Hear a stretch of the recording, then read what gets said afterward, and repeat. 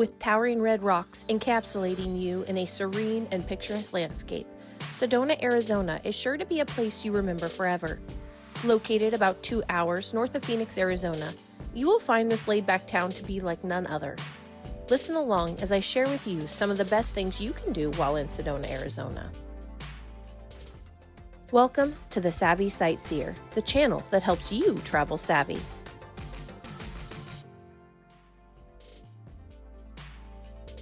When driving north to Sedona from Phoenix, the cactus-lined highway gives way to a stark redness of towering and iconic red rock formations.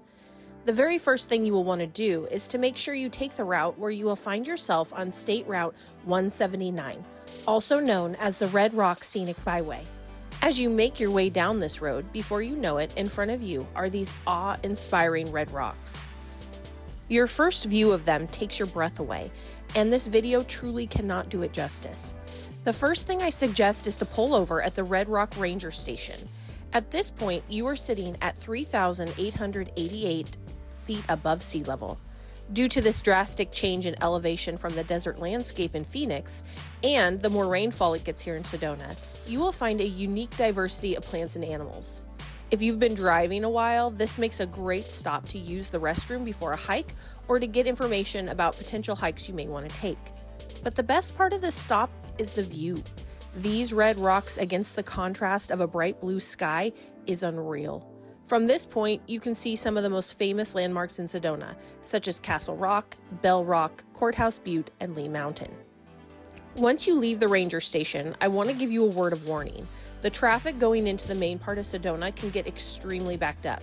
I had read this prior to coming here, so we were somewhat prepared, but when you are anxious to get out and enjoy a hike, it can feel a bit frustrating. So be prepared and plan a little extra time if you need it. Once you make it into Sedona, towards the top of your list of things to do should be to go on a hike. It's one of the things Sedona is really known for. Hiking trails are everywhere and vary in intensity. If you are more of a novice hiker or not wanting a strenuous workout, then a great hike to start with is the Baldwin Trail. Here, you will have the stunning views of Cathedral Rock for the majority of your hike. You will park at the trailhead, which is the Red Rock Crossing or Crescent Moon parking area, where you can purchase your recreation pass. You can either pay for one-day pass for $5, or if you're planning on hiking at several locations while in Sedona, your best bet is to purchase the 7-day pass for $15. There is a fee station right at the trailhead, and also there's some restrooms. To access the Baldwin Trail, you have to go to the opposite end of the parking lot from the bathrooms and cross the street. Once across, you will see a trail sign saying that Baldwin Trail is both left and right. It's a trail that loops. We made the mistake of going right. You can do this, but our whole goal was to get to the Oak Creek. Even though the Baldwin Trail does loop, it's a shorter path to Oak Creek going left. We ended up realizing this and backtracking to get on the shorter route. So if you're looking for something longer, go right. But it's really up to you. The red path will start out fairly flat with some slight elevation changes, but they seem to be hardly noticeable because you will be too busy taking in the beauty of Cathedral Rock that seems to be the center of this hike. At some points, the trail becomes a little trickier to navigate, having to go up or down these root-laden paths, but eventually it does open up, widens out, and you get these views.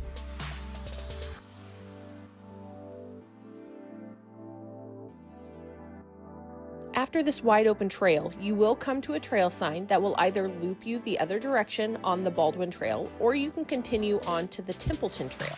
You want to go to the direction of the Templeton Trail if you want to see Oak Creek.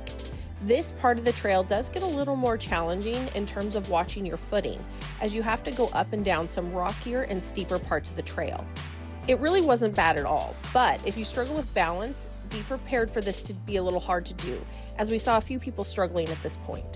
But once you conquer this part of the trail, you arrive at the banks of Oak Creek. This area was extremely tranquil.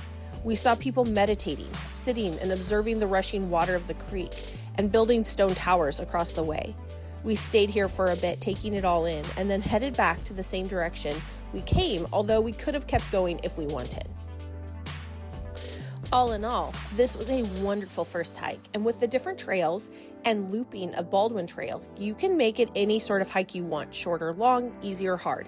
It's really up to you. But no matter which you choose, you will still be rewarded with the remarkable views of Cathedral Rock.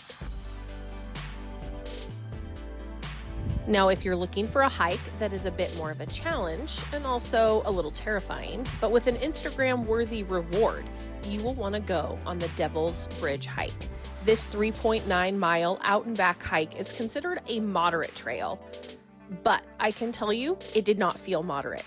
And I was not the only one feeling that way. I heard several hikers saying how this was much harder than they were led to believe. Was it hard? Yes. Was I glad I did it? Yes. I would have been so disappointed to go to Sedona and not do at least one of the more popular hikes, and this is definitely one of them. The hike doesn't start out too bad. We parked at the Mezcal Day Use trailhead. From there, we followed the Mezcal trails and the signs towards Devil's Bridge. The elevation goes up and down through the first part, but nothing too dramatic, and it's an easily navigable trail.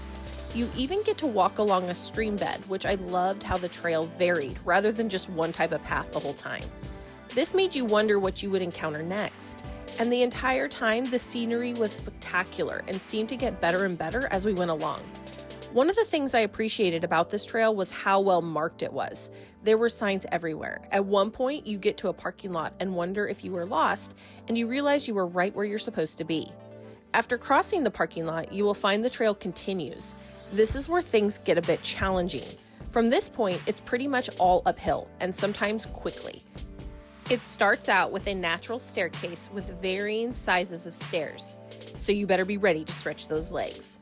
It's at this point that your legs are burning, you're hot, and you look up to take the views around you when you see people high above your head, and you realize that you have to also somehow get up to that same place. Don't let it deter you, just keep going. As you are ascending, you will find an area where people have stopped to stack rocks. This is a great place to take in its unique beauty and get some water, and maybe even stack some rocks yourself. It's after these rock towers that you will start to have to meander up amongst rocks on an even steeper part of the trail. If your legs aren't burning yet, they surely will be now as you ascend these stairs. Once at the top of this part of the trail, it opens up a bit and you get an amazing viewpoint and a great place to stop and take some photos. This is also a great place to take another break, get some water, and prepare yourself for this final push. At this point, depending on which time you were there, you will most likely find a long line of people waiting to get up this last little part. It's basically one-way traffic at this point because you have to scramble up the rocks. When people are coming down, also, you don't want to be heading up, as everyone I encountered was struggling with this descent, some even slipping a bit. I didn't want to be caught up with anyone falling down on top of me. Once it's your turn to scramble up, it was best to hold on to the rocks with your hands and leverage yourself up. Also, do not look behind you. The lady in front of me did this and started to panic. It's not that bad, but it's also at the point where you realize exactly how high up you are. Just keep going.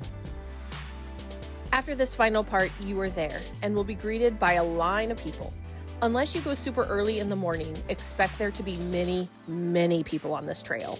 We ended up waiting in line for almost an hour, but when you get to the front of the line, it's your turn to do the most scary but rewarding part of this entire hike.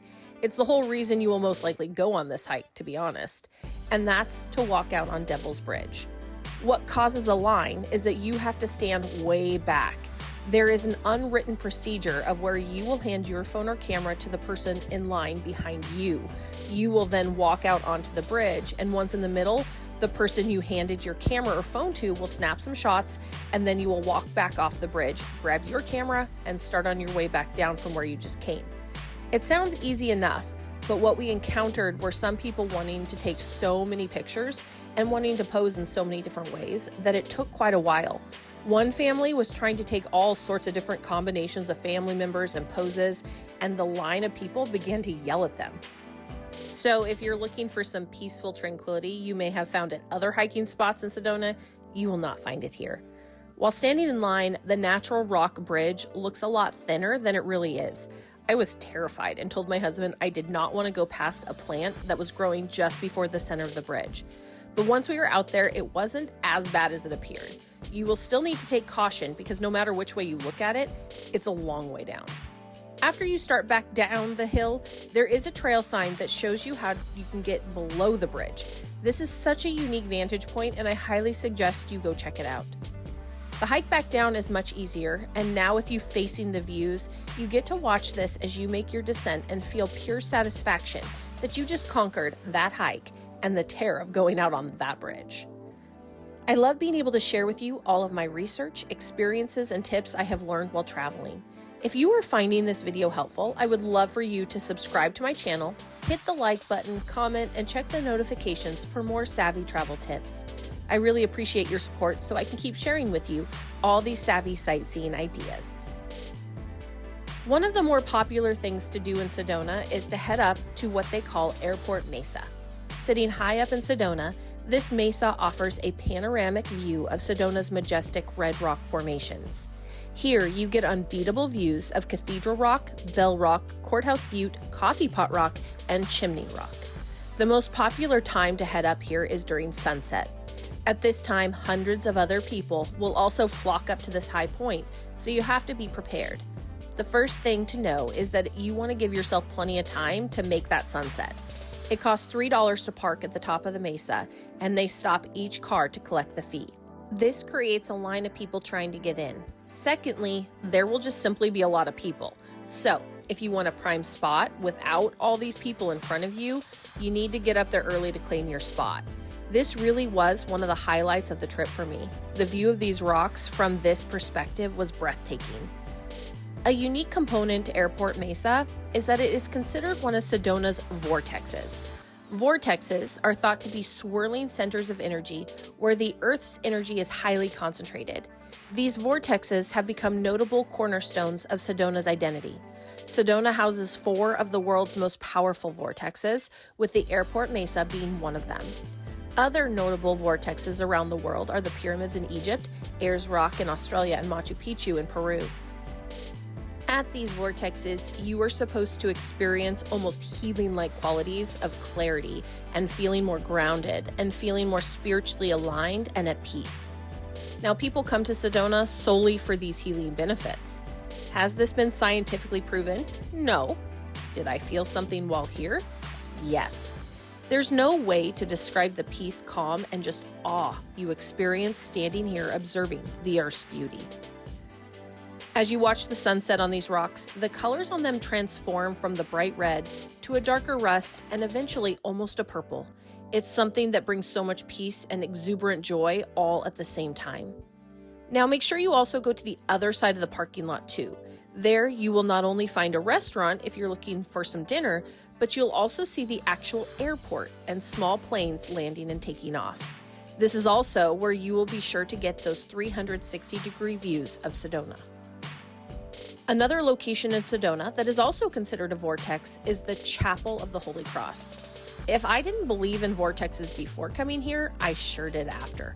We visited on Easter weekend, which could have made this feel extra transcendent.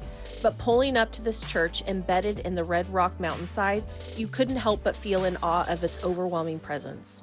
As you approach the entrance of this chapel, you are first overtaken by the 360-degree views of Sedona that encircle you. This chapel was inspired and commissioned by a local rancher and sculptor, Marguerite Brunswick Staub. She originally wanted this chapel to be built in Hungary, but due to World War II, she decided to build it in her native homeland of Arizona. The chapel took 18 months to build and cost $300,000 and was completed in 1956. Since then, it has been welcoming several million tourists every year. With so many visitors, parking is very limited and you have to be prepared to wait for a spot to open up. Also, the parking spots are below the chapel itself, meaning you will need to prepare to hike uphill for a bit to get there. It is free to visit, but there is a spot that you can give donations. As you walk inside, high above you is Jesus adorned on the cross. It takes your breath away with the glass windows illuminating light behind him. Again, we were there the day before Easter, so there was definitely more gravity to it. It is requested that people remain quiet, so there is an eerie calm as you walk in, where you're surrounded by people, but there's no noise. People are praying, lighting candles, and taking in this vortex surging with spirituality. In that moment, standing in that chapel, I found myself overwhelmed by it all, and tears did come to my eyes. I don't know if I've ever felt closer to God than in that moment. After our time inside, I needed a few minutes to just soak in what had just happened and to take in the stunning views around me. If there was one place I suggest going in Sedona, this would be it before anything else.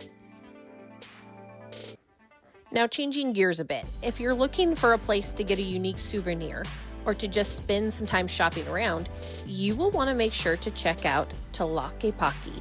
The arts and crafts village is filled with a variety of little shops displaying all sorts of jewelry, artwork, and much more. Around since the 1970s, Tlaquepaque is fashioned after a traditional Mexican village. It does feel like you've been transported to somewhere else entirely. Tlaquepaque means best of everything, and this place is often referred to as the art and soul of Sedona. It makes sense as it is right in the center of everything. Even if you aren't a shopper, the architecture alone is a reason to walk around and check out this local landmark. Something easy to do in Sedona is to take a drive through Oak Creek Canyon. We went this direction to go to the Grand Canyon, which I'll mention in a little bit. Oak Creek Canyon is stunning. As you exit the main part of Sedona and begin to wind along the edge of the Red Mountains, the first thing you will notice in front of you is the Midgley Bridge. As soon as I saw it, I had visions of Radiator Springs Racers, the ride at Disneyland. They looked shockingly similar, but you can be the judge. If you dive into some Disney history, Radiator Springs was modeled in part after Route 66, which is not too far away. In fact, the whole drive reminded me of one of my favorite rides in California Adventure. I was so enamored by the whole drive through Oak Creek Canyon that I forgot to even take pictures or videos on our way up to the Grand Canyon. But I did remember on the way back, although the sun was setting, it was still beautiful, but definitely not like it looked on the way there. And if you need a good reason to head through Oak Creek Canyon, besides how stunning it is, you will want to go to Indian Gardens. Known for their amazing breakfasts and outdoor garden dining, you will not want to miss this stop. The backdrop of this restaurant feels surreal as the red rocks loom right behind you. It's also a good place to stop and get coffee too. If you're coming from Sedona after a series of switchbacks climbing elevation and before you exit the canyon, you will want to stop at the Oak Creek Vista. This is a wonderful place to get in and observe the landscape around you and to see the canyon from a different perspective. There are also Native American vendors lining the path to the viewpoint who will often be there selling their crafts, which would make a unique and special souvenir. If you're heading into Sedona from the opposite direction, you will get a different perspective of the mountains around you. In my opinion, both directions can't be missed, and even though I forgot to video more in the daylight, the views of these mountains at sunset are in their own way just as beautiful.